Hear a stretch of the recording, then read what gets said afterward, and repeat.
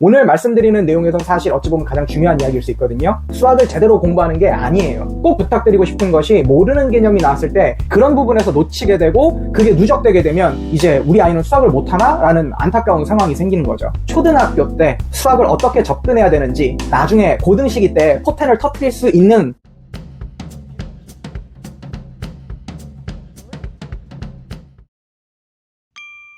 원장님 안녕하세요. 안녕하세요.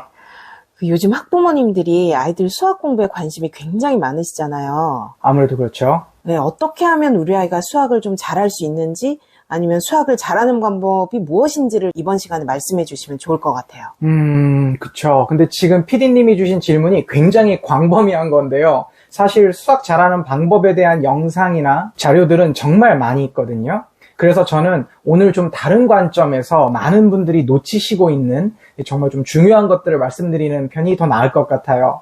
우선 우리 아이들이 수학을 잘하게 하려면 여러 가지 상황에 맞춰서 좀 생각을 해봐야 되는데요. 예를 들면 아이가 수학을 이해하거나 문제를 푸는 속도에 따라서도 생각해 봐야 되고요.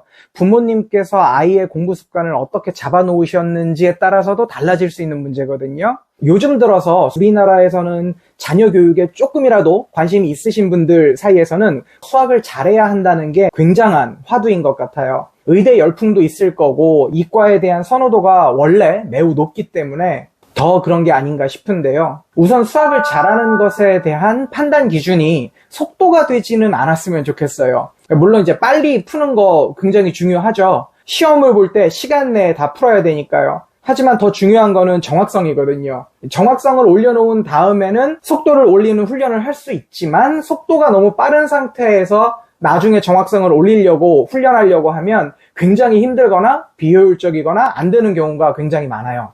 왜냐하면 습관 자체가 급한 성격으로 형성되어 있어서 정확성을 나중에 올리다 보면 답답해서 본인이 못 견디는 경우를 정말 많이 봤어요. 그러면 수학을 풀 때 속도가 느려도 정확하게 푸는 게 중요하다는 말씀이신 건가요? 아무래도 그럴 수밖에 없죠. 물론 조금 전에도 말씀드렸지만 제한된 시간이 있기 때문에 빨리 푸는 거 중요한데요. 빨리 푸는 것보다 정확하게 푸는 게 훨씬 중요하다는 거죠. 아이가 멍 때리거나 집중력이 흐트러지지만 않았다면 천천히 생각하면서 문제를 푸는 게 훨씬 중요해요. 물론 나중에 시험을 보거나 제한된 시간 내에 문제풀이 훈련도 해야 되겠죠. 그런데 제가 말씀드리려는 건 첫 단원을 나갈 때 혹은 모르는 유형의 문제를 만났을 때는 천천히 생각하고 정확하게 푸는 습관을 먼저 기르는 게 훨씬 중요하다. 그런 이야기예요. 오늘 말씀드리는 내용에서 사실 어찌 보면 가장 중요한 이야기일 수 있거든요. 문제풀이 연습은 그 다음 문제라는 거죠. 꼭 부탁드리고 싶은 것이 모르는 개념이 나왔을 때 이 개념을 아이가 빨리 암기해버리게 만들거든요. 마음들이 급해서 아이가 개념을 암기해버리면 수학을 제대로 공부하는 게 아니에요. 그러니까 개념을 정확하게 이해하는 게 중요한데 그걸 확인할 수 있는 방법은 아이가 개념을 외웠는지 보는 게 아니라 질문을 통해서 문제를 통해서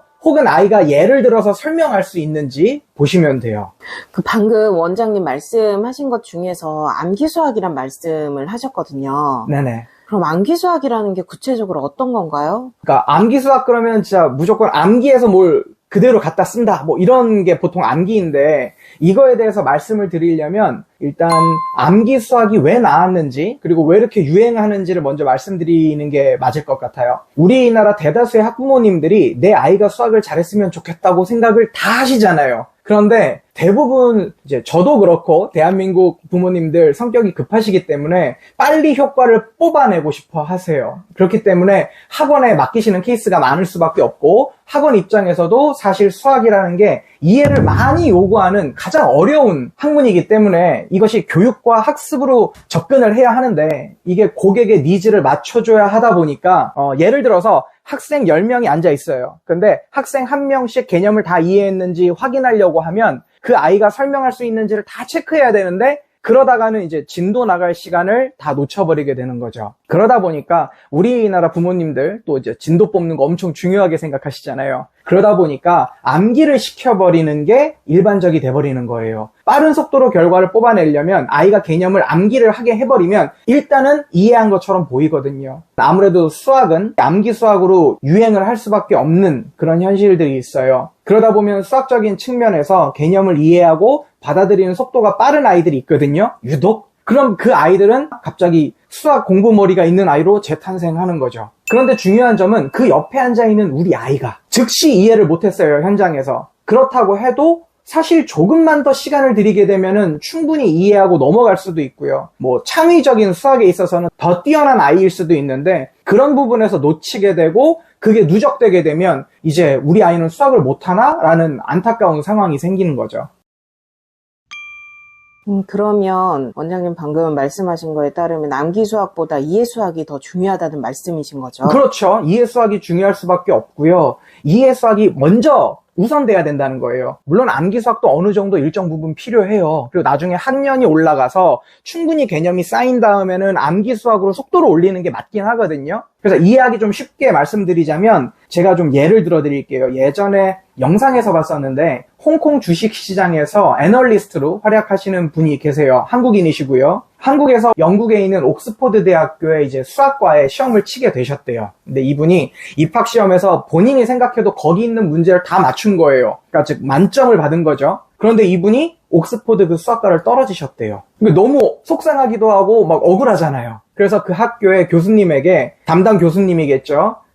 교수님한테 이메일을 보낸 거예요. 내가 생각해도 나왔던 문제를 다 맞춘 것 같습니다. 근데 제가 거기서 왜 떨어진 겁니까? 도무지 이해할 수 없습니다. 라고 이메일을 보냈대요. 그랬더니 그 교수님 말씀이 그래. 너가 문제들을 다 맞춘 건 맞아. 그런데 우리가 찾는 인재는 교과서 해설지 뒤에 있는 정답을 그대로 베껴서 쓸 수 있는 학생을 찾는 게 아니라 새롭고 창의적인 방법으로 문제에 접근하고 풀어볼 수 있는 학생들을 선발하는 게 기준이었어. 그렇기 때문에 너가 떨어진 거야. 라고 말씀을 해주셨대요. 그때 저도 굉장히 와닿는 부분이 많았고 그분도 싶었던 거겠죠. 그게 우리나라 수학이었거든요. 그렇게 본다면 어떤 아이가 더 수학을 잘하는 아이인지에 대해서 생각해 볼 필요가 있는 거죠. 그런데 사실 우리나라 대학 입시가 수능 수학에서 1등급을 받아야 되는 게 현실이잖아요. 그렇죠. 그런 상황에서도 수학을 그렇게 공부를 해야 하는 건가요? 그러니까 요즘 보면 뭐 창의 수학도 있고 뭐 심화, 경시, 준경시 굉장히 많은 수학들이 있잖아요. 초등학교 때 특히 너무 많은 커리큘럼들이 존재하는데 우리나라 대학 입시에서 좋은 학과를 가려면 이제 그것만 목표로 삼는다면 이제 유형을 통째로 암기해버려서 안정적인 2등급이나 뭐 운 좋으면 1등급을 받을 수 있는 공부 전략이 결코 나쁜 건 아니에요. 오히려 효율적이고 좋을 수도 있는데 근데 중요한 건 그런 학습 방법이 잘 맞는 아이가 있고 본인 힘으로 수학을 풀어내면서 즐거움을 느끼면서 나는 영어는 싫은데 수학은 좋아 이런 아이들이 많거든요. 그래서 아이의 성향을 보고 수학 스타일을 정하는 게 무척이나 중요하다는 거죠. 그리고 더 중요한 것은 방금 PD님이 말씀하신 부분이 이제 고등학교 때 훈련을 할 때 적용해야 되는 방법이고 오늘 저희가 살펴봐야 되는 지점은 초등학교 때 수학을 어떻게 접근해야 되는지 중학교 중반까지는 어떻게 수학을 공부하는 것이 나중에 고등 시기 때 포텐을 터뜨릴 수 있는 이제 수학 공부 방법인지를 생각해보는 시간이라고 한다면 초등 중등 시기까지는 아무래도 이해 수학을 바탕으로 충분히 시간을 들이면서 이해를 하는 것이 저는 압도적으로 유리하다고 생각해요. 그러면 암기 수학과 이해 수학에 대해서 원장님이 겪으셨거나 아니면 혹은 보셨거나 하는 그런 구체적인 예시를 좀 들어주시면 더 좋을 것 같아요. 이거는 그럼 제 이야기를 드리는 게 제일 빠를 것 같은데 일단은 저는 수학은 잘했거든요. 제가 고등학교 때 이제 대원외고가 경쟁이 되게 심하잖아요. 이제 그런 환경에서도 저는 수학을 별로 틀려본 적은 없었어요. 제가 잘났다는 게 아니라 그 주변 아이들도 대부분 그랬고요. 저도 수학을 천재적으로 잘하는 사람은 아니었거든요. 그런데 제가 그때 적용했던 공부 방식이 요즘 입시학원 측면에서 보면 굉장히 비효율적인 방법으로 공부를 했었어요. 한 가지 아직도 기억이 나는 게 있는데요. 예를 들면 특정 수학 파트에서 문제를 자꾸 틀리고 이해도 잘 안 가는 거예요. 제 기억이 맞다면 이제 미분, 적분 쪽이었어요. 그래서 제가 그걸 어떻게 했냐면 한 달 정도를 다른 과목 공부를 최소화했어요. 그래 놓고 거의 새벽 늦게까지 거의 2, 3시까지였을 거예요. 그 특정 단원 수학에만 개념 잡고 직접 증명도 해볼 거 해보고 문제 풀고 개념 보면서 파들어간 적이 있었거든요. 그렇게 해서 그 몇 단원 정도를 끝냈는데 완전히 이해를 하고 나니까 그 파트나 해당 단원이랑 연계된 응용 문제가 나와도 이제 쫄질 않는 거죠. 절대로 틀리질 않는 거예요. 정말 문제를 풀 때 쉽고 편했고요. 좀 더 연습해 보니까 출제자가 뭐를 원하는지 알겠는 거예요.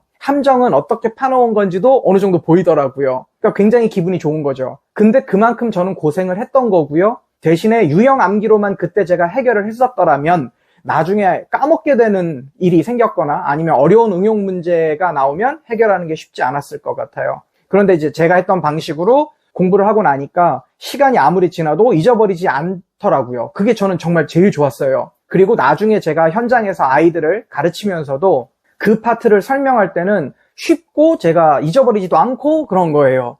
그런 측면에서 생각한다면 수학은 암기 수학과 이해 수학이 공존해야 된다고 생각해요. 비율은 아이의 특성마다 다르겠죠. 특히 우리나라 입시에서는요, 결국 우리 아이들이 수학을 잘하려면 이해를 바탕으로 충분히 공부할 수 있게 도와주고 문제풀이 연산 훈련에서 너무 시간을 쏟지 말고 이해를 충분히 한 후에는 그 다음에 유형 문제풀이 훈련을 하는 게 좋다. 그리고 이 모든 과정에서 아이들마다 특성이 다르고 속도가 다르기 때문에 빨리 결과를 보려고 치트키를 쓰지 않는 게 좋다라고 말씀드릴 수 있을 것 같아요.